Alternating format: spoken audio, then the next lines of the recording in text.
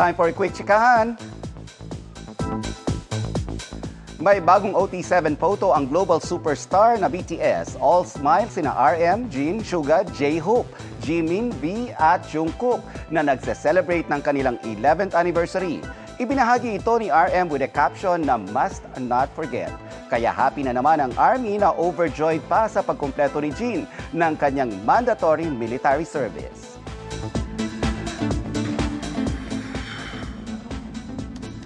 Another ganap sa K-pop, it's Happy Hoshi Day.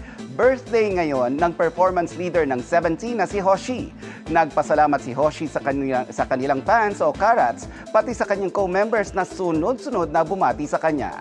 Happy birthday, Hoshi! Horanghe! And back to the Philippines naman, 30th birthday naman ni Pulang Araw star David Licauco. Binati rin siya ng other half ng barda na si Barbie Fortesa.